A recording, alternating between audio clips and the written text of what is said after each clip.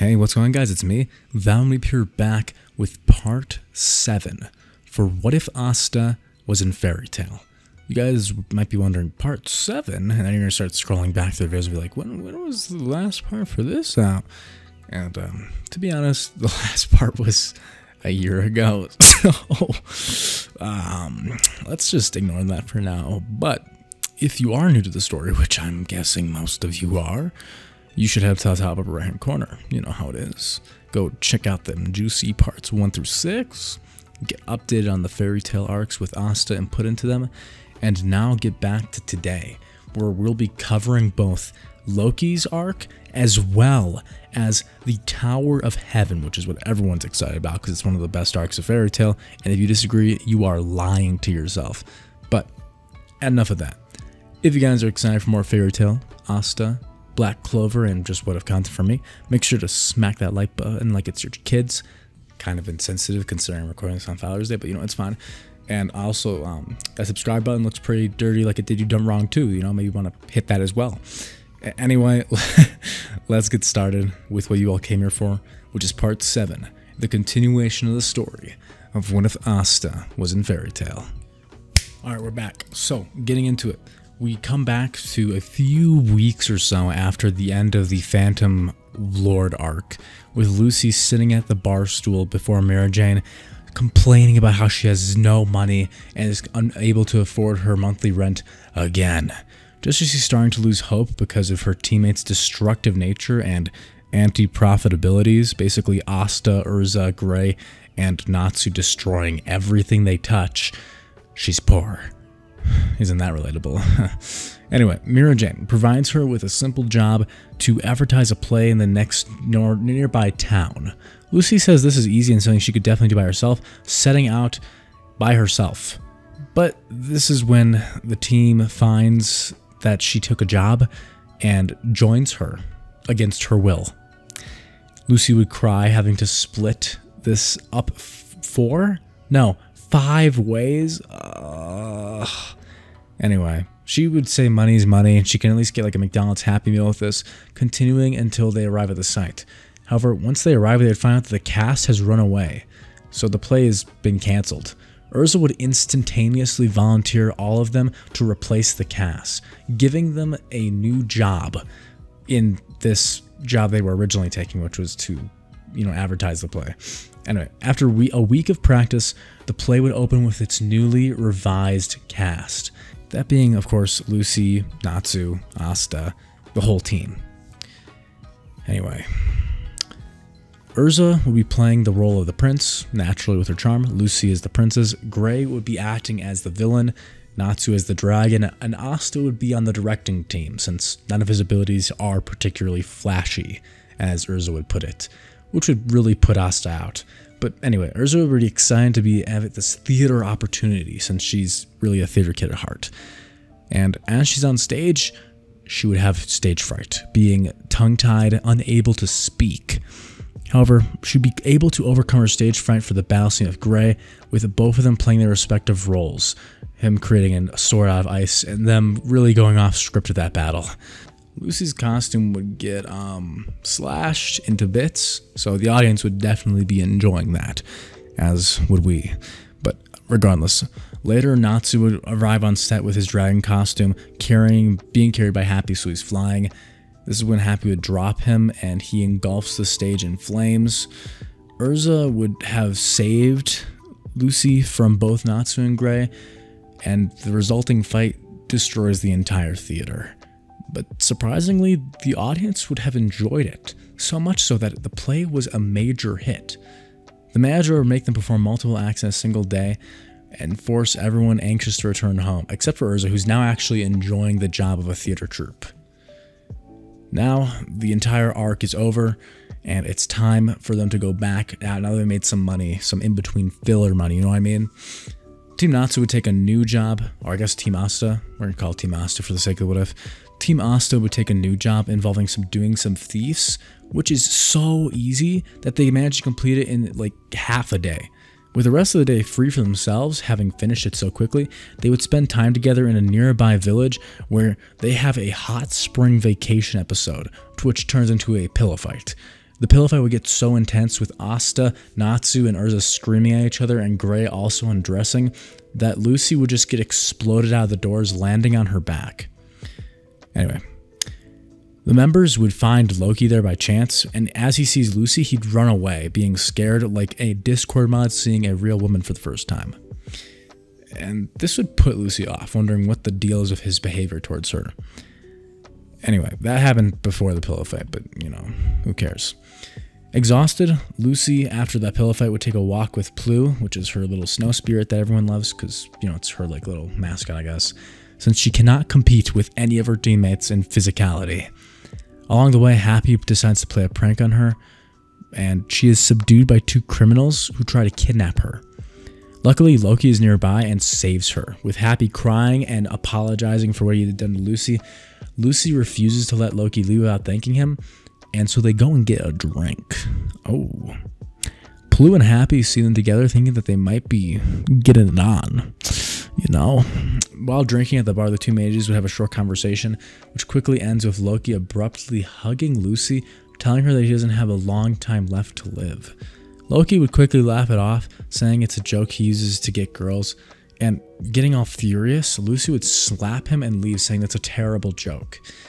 Upon return to the guild, Natsu and Gray are now covered in bandages from their pillow fight, and are arguing about who had actually won. Asta would be laughing, saying that it's clearly him, showing that he took actually no damage. Erza would then slug him, saying it was clearly her victory. They would try to get Lucy to decide for them, but she would shrug them off, still concerned with what's going on with Loki's previous actions, and silencing the entire team. Even Asta would be silent, just who's normally a loudmouth, just nothing, not wondering what's going on with Lucy. Shortly after all this, Loki's girlfriends would arrive at the guild asking where he is, because he is a playboy, which, you know, isn't surprising, except that he looks like an older version of Detective Conan. Anyway, as he suddenly broke up with all of them the previous night. So, yeah, never mind, he's not a playboy anymore. Curious in this, Lucy would decide to investigate the situation with Loki, and if it's a little bit of truth behind that cancer situation he's got going on. Get it? Because celestial spirit. Okay, I'm not funny, guys. It's fine. Anyway, it's fine. With Crux's help, Crux being that pointing thing spirit she can summon, she would discover that he had once had a relationship with Karen Lacilia. Oh, we already know this was bad. Her name was Karen. That's crazy. A famous celestial spirit mage from Blue Pegasus who had died a few years ago. Shortly after this is discovered, Gray would arrive at her apartment telling her that Loki has left Fairytail. She would join the search for him, wondering what the hell is going on, and thinks she knows where he went. This is when she would find Loki at Karen's grave, revealing that she knows the truth behind him and Karen. That Karen was formerly his summoner and that his real identity is Leo the Lion, one of the 12 Zodiac celestial spirits. Loki would confirm this and reveals that he was exiled from the celestial spirit realm for the crime of killing his summoner, Karen. He proceeds to elaborate on his past, explaining everything that had happened to him. A few years ago, Loki, who had at that point been known as Leo, was one of Karen Lacilia's celestial spirits as a prominent mage of Blue Pegasus. Karen had become corrupted by her fame, as most Karens would do, I guess, and become very conceited and arrogant, especially towards her celestial spirits, who she now treated more like tools than actual living things. One day, while being followed by an entourage of lustful men, Karen would summon Ares. Ares is that cute little ram girl, to entertain them all in her place so she would not have to deal with them herself. Despite Ares' discomfort regarding the task, she would be forced to complete it by Karen.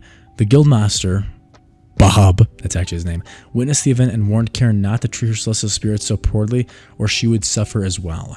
Karen would interpret Bob's words as Ares telling her off. This is when she would summon Ares and sentence her to staying in the human world for 7 days as punishment. Despite the fact that for most celestial spirits, staying in the human realm that long would drain all their magic and could even kill them. Before Karen could do this to her though, Leia would switch places with her, giving Karen an ultimatum. Either sever her contract with him and Ares or lose her opportunity to work with other celestial spirits, ever in the future. When Leo proved that he could not be sent back by a summoner, being the leader of the Zodiac, he would force him his own accord basically using his own magic to prevent her from forcing him back to the other world and leaving her there. So basically, because he is staying in this world and she can't control him, she can't summon any other celestial spirits. This is when he leaves to nearby ruins, telling her to come and find him once she decides to meet his demands. This is when Karen would refuse to give in, the celestial spirit thirsty for more power, and after a month of Leo himself forcing himself basically to suffer with a world that could not sustain him, she would come pleading for him to return to her, promising not to mistreat Ares anymore. Leo would grit his teeth knowing she's lying, saying that she's not going to be able to do that. He's not going to let her treat them like this. And this would piss her off. She would attack Leo and proclaim that once he died, she would summon Ares and treat her 10 times worse before than leaving him. It's after 3 months, with Loki obviously being powerful or more than her, who she would have just left her, Loki would find that while his vitality was still draining, he could live in the human world much more bearably now. So after 3 months, he's basically gained the resistance to it. He decided to go forgive Karen, only to discover that she had gone on a mission and ended up being killed. Hearing this, Loki was overcome with guilt and subsequently blamed himself for her death, basically him killing her.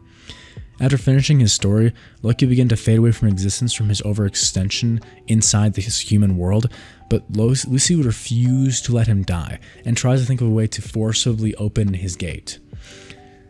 This is when Lucy attempts to open Loki's gate forcibly, nearly merging with his life force, which would make her disappear as well. Loki pleads her to stop, saying he doesn't need to be saved and that he deserves to die. Lucy would refuse, officially declaring her wish to change the rules of the celestial spirit world for his sake.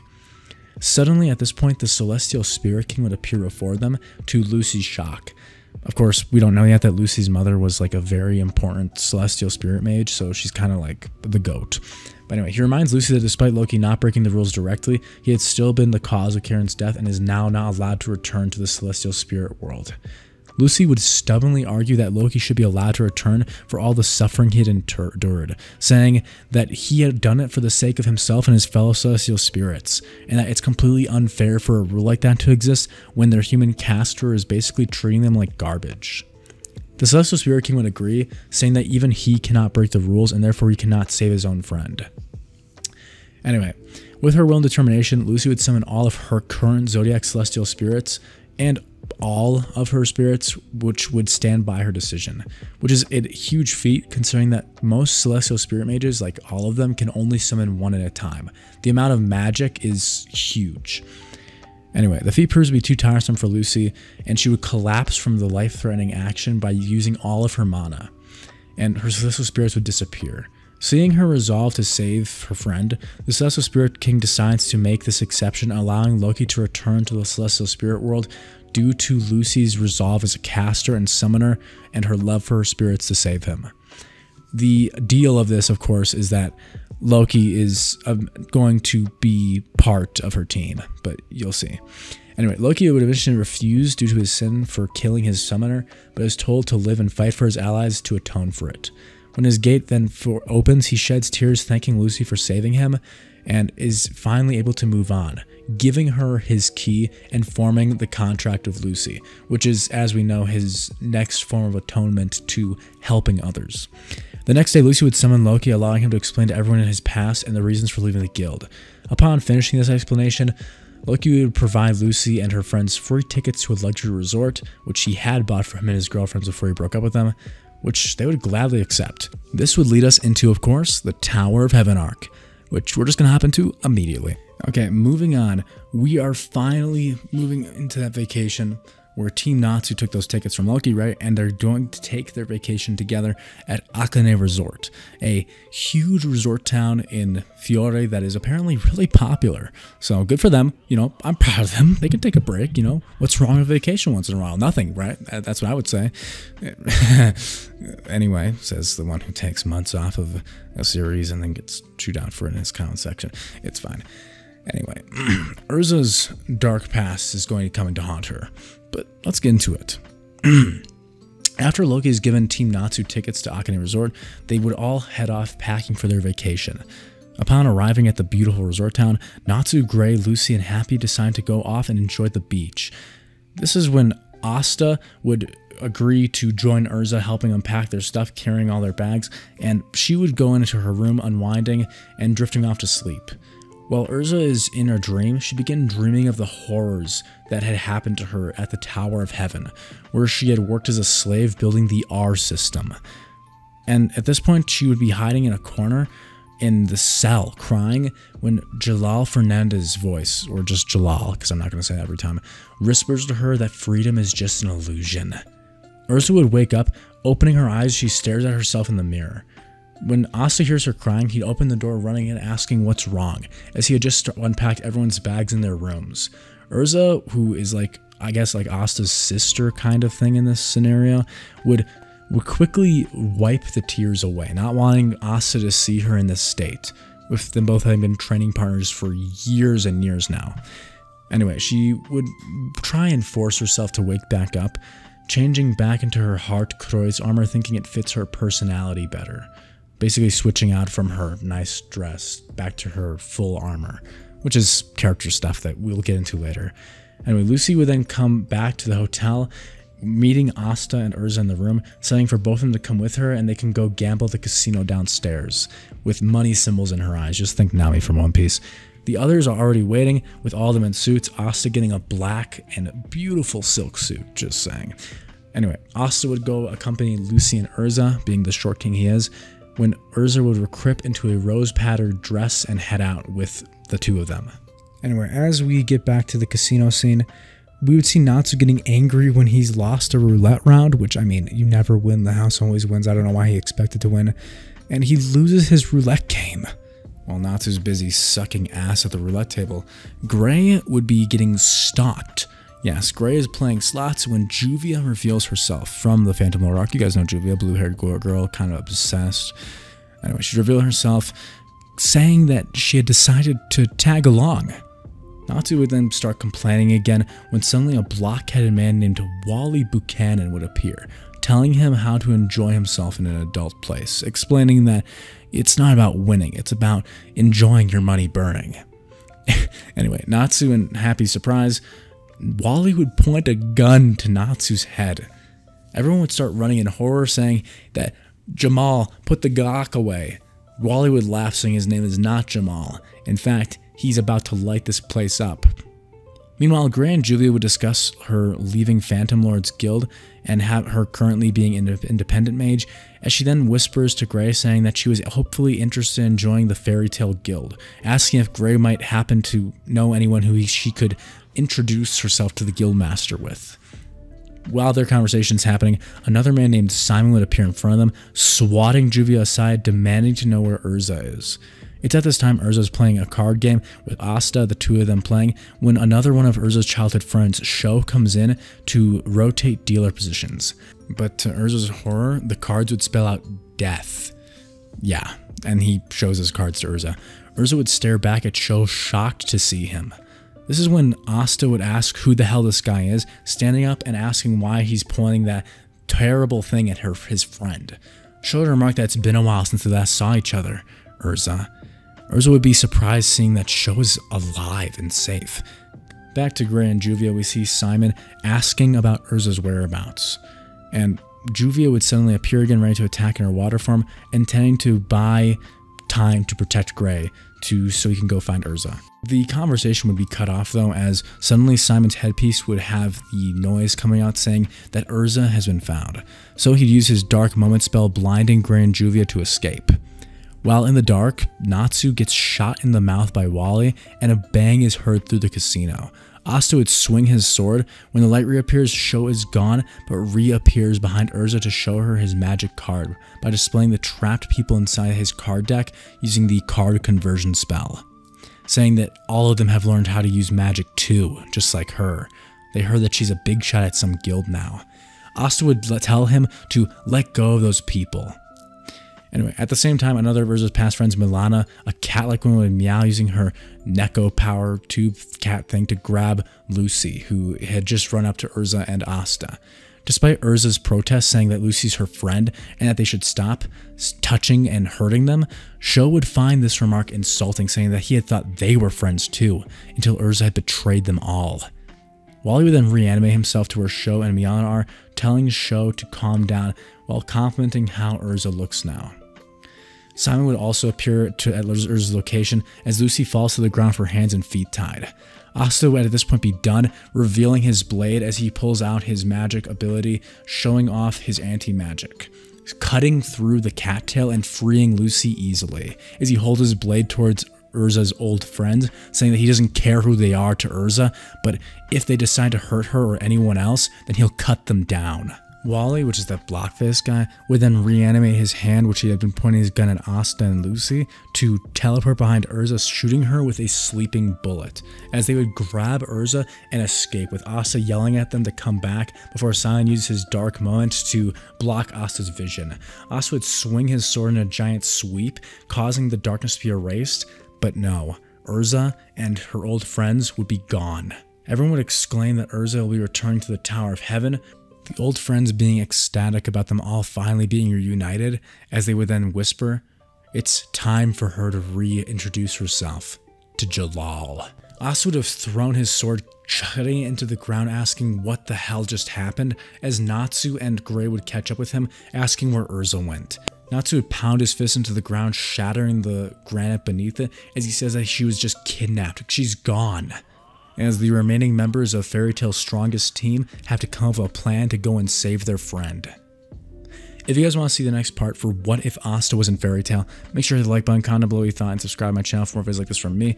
This was kind of a weird in-between episode where we have to cover Loki's arc because it's important to the story and also to give Lucy more depth as a character and her care for her spirits. This is very important. So I did cover it. Also, just because I'm taking the slow pacing for this one to give a Fairytail the real, those Fairytail kind of feelings. And the start of the Tower of Heaven arc, I think, has more of Asta inclusion, so that's kind of where you get that juice. I will be trying to get another part for this out next week. I'm going to try and get this into the schedule to get around, like, up till at least the time skip. So, and then I might take a break from it, but we'll see. Anyway, I hope you guys enjoyed it. Have a good rest of your day. Or you can check out another one of my videos, but I'd appreciate either one. Thank you so much, and I'll see you guys later. Jane.